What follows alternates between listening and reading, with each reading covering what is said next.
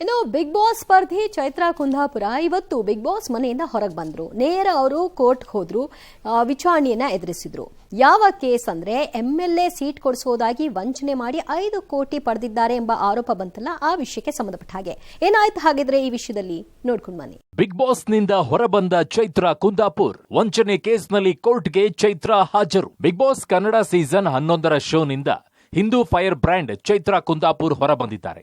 ವಂಚನೆಯ ಕೇಸ್ ಹಿನ್ನೆಲೆಯಲ್ಲಿ ಇಂದು 1ನೇ ACMM court ಮುಂದೆ ಚೈತ್ರಾ ಹಾಜರಾದರು. ಎಂಎಲ್ಎ ಟಿಕೆಟ್ ಕೊಡಿಸೋದಾಗಿ 5 ಕೋಟಿ ರೂಪಾಯಿ ವಂಚಿಸಿರುವ ಆರೋಪ ಎದುರಿಸುತ್ತಿರುವ ಚೈತ್ರಾಗೆ ವಾರೆಂಟ್ ಜಾರಿಯಾಗಿತ್ತು.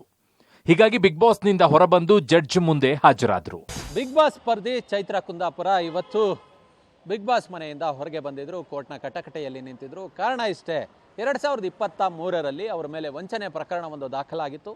ಎಂಎಲ್ಎ ಟಿಕೆಟ್ ಕೊಡಿಸೋದಾಗಿ ಉದ್ಯಮಿ ಗೋವಿಂದ ಬಾಬು ಪೂಜಾರಿ ಅವರಿಂದ 5 ಕೋಟಿ ಸುಲಿಗೆಯನ್ನು ಮಾಡಿದಂತಹ ಆರೋಪ ಇತ್ತು. ಆ ಪ್ರಕರಣದಲ್ಲಿ ಅವರ ಮೇಲೆ ಎಫ್ಐಆರ್ ದಾಖಲಾಗಿ ಸಿಸಿಬಿಯಿಂದ ಅರೆಸ್ಟ್ ಆಗಿ ಜೈಲಿಗೂ ಕೂಡ ಹೋಗಿದ್ರು. ಇದೀಗ ಸಮನ್ಸ್ ಜಾರಿಯಾದಂತಹ ಹಿನ್ನೆಲೆಯಲ್ಲಿ ಇವತ್ತು ಕೋರ್ಟ್ಗೆ ಖುದ್ದು ಅಟೆಂಡ್ ಆಗಿದ್ರು. ಬಿಗ್ ಬಾಸ್ ಮನೆಯಿಂದ ನೇರವಾಗಿ ಕೋರ್ಟ್ ಕಟಕಟೆಗೆ ಬಂದು ನಿಂತಿದ್ರು. ಇದರ ವಿಚಾರಣೆ ಮುಂದಿನ ತಿಂಗಳು 13ಕ್ಕೆ ಮಾನ್ಯ ನ್ಯಾಯಾಧೀಶರು ಮುಂದೂಡಿದ್ದಾರೆ. ಈ ಹಿಂದೆ ವರ್ತೂರ್ ಸಂತೋಷ್ರನ್ನ ಬಿಗ್ ಬಾಸ್ ಮನೆಯಿಂದಲೇ ಅರೆಸ್ಟ್ ಮಾಡಿ ಜೈಲಿಗೆ ಕಳಿಸುವ ಕೆಲಸವನ್ನು ಮಾಡಲಾಗಿತ್ತು.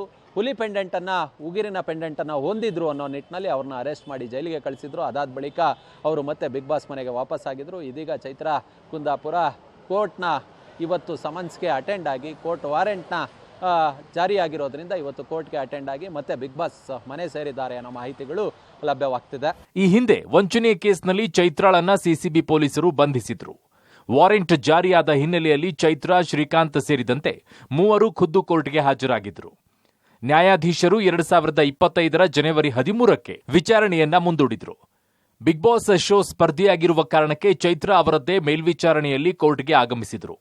ಬಳಿಕ ಪುನಃ ಮನೆಯೊಳಗೆ ಎಂಟ್ರಿ ಕೊಟ್ಟಿದ್ದಾರೆ. ವಂಚನೆ ಪ್ರಕರಣದಲ್ಲಿ ಚೈತ್ರಾ ಕುಂದಾಪುರ ಅವರನ್ನ ಈ ಹಿಂದೆ ಸಿಸಿಬಿ ಪೊಲೀಸರು ಬಂಧನವನ್ನು ಮಾಡಿದ್ರು. ಅದಾದ ಬಳಿಕ ಅದೇ ಪ್ರಕರಣದಲ್ಲಿ ಕೋರ್ಟ್ ವಾರೆಂಟ್ ಇಶ್ಯೂ ಮಾಡಿದ ಕಾರಣಕ್ಕಾಗಿ ಇವತ್ತು ಚೈತ್ರಾ ಕುಂದಾಪುರ ಮತ್ತು ಆ ಪ್ರಕರಣದಲ್ಲಿ ಭಾಗಿಯಾಗಿದ್ದಂಥ ಮತ್ತೊಬ್ಬ ಆರೋಪಿ ಸ್ಥಾನದಲ್ಲಿದ್ದಂಥ ಶ್ರೀಕಾಂತ್ ಅವರು ಕೋರ್ಟ್ಗೆ ಹಾಜರಾಗಿದ್ದರು. ಅದಾದ ಬಳಿಕ ನ್ಯಾಯಾಧೀಶರು ಪ್ರಕರಣವನ್ನು ಪರಿಶೀಲನೆ ಮಾಡಿ ಪ್ರಕರಣದ ತನಿಖೆಯನ್ನು ಜನವರಿ 2025ಕ್ಕೆ ಮುಂದೂಡಿ ಆದೇಶ ಮಾಡಿರುವಂಥ ಕಾರಣಕ್ಕಾಗಿ ಚೈತ್ರಾ ಕುಂದಾಪುರ ಅವರು ಮತ್ತೆ ಬಿಗ್ ಬಾಸ್ಗೆ ಹೋಗಿರುವಂಥದ್ದು. ಕಾರಣ ಅವರು ಬಿಗ್ ಬಾಸ್ನಲ್ಲಿ ಇರುವಂಥ ಕಾರಣಕ್ಕಾಗಿ ಅವರ ಮೇಲ್ವಿಚಾರಣೆಯಲ್ಲೇ ಕೋರ್ಟ್ಗೆ ಹಾಜರಾಗಿದ್ದರು. ಆ ಕಾರಣಕ್ಕಾಗಿ ಅವರ ಮೇಲ್ವಿಚಾರಣೆನೇ ಬಂದಿದ್ದ ಕಾರಣಕ್ಕಾಗಿ ಅವರು ನೇರವಾಗಿ ಮತ್ತೆ ಬಿಗ್ ಬಾಸ್ ಮನೆಗೆ ಹೋಗಿರುವಂಥದ್ದು. ಅಷ್ಟಕ್ಕೂ ಚೈತ್ರಾ ಜೈಲು ಸೇರಿದ್ದಾದ್ರೂ ಯಾಕೆ ಅಂತ ನೋಡೋದಾದ್ರೆ, ಬಿಜೆಪಿ ಕಾರ್ಯಕರ್ತೆಯಾಗಿದ್ದ ಚೈತ್ರಾ ಉದ್ಯಮಿ ಗೋವಿಂದ ಬಾಬು ಪೂಜಾರಿಗೆ 5 ಕೋಟಿ ಹಣ ವಂಚಿಸಿದ್ರು ಅಂತ ದೂರು ದಾಖಲಾಗಿತ್ತು. ಚೈತ್ರಾ, ಶ್ರೀಕಾಂತ್ ಸೇರಿದಂತೆ 3 ಆರೋಪಿಗಳ ಬಂಧನವಾಗಿತ್ತು. ಇದೀಗ ಎಲಿಮಿನೇಟ್ ಆಗುವವರೆಗೂ ಕೂಡ 4 ಗೋಡೆ ಮಧ್ಯವೇ ಇರುವ ರಿಯಾಲಿಟಿ ಶೋ ಸ್ಪರ್ಧಿಯಾಗಿದ್ದ ಚೈತ್ರಾ ನೇರವಾಗಿ ಕೋರ್ಟ್ಗೆ ಬಂದಿದ್ದಾರೆ.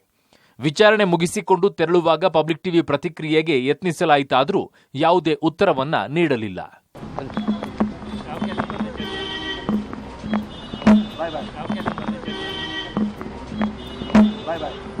ಕಳೆದ 8 ವಾರಗಳಿಂದ Chaitra Kundapur big boss reality show ವೇದಿಕೆಯಲ್ಲೇ ಇದ್ದಾರೆ. ಕಾರ್ಯಕ್ರಮದಲ್ಲಿ ಚೈತ್ರಾ ಅಪರಾಧ ಹಿನ್ನೆಲೆಯಲ್ಲಿ ಇರೋ ಕಾರಣಕ್ಕೆ ಟೀಕೆಯನ್ನು ಎದುರಿಸಿದ್ದಾರೆ.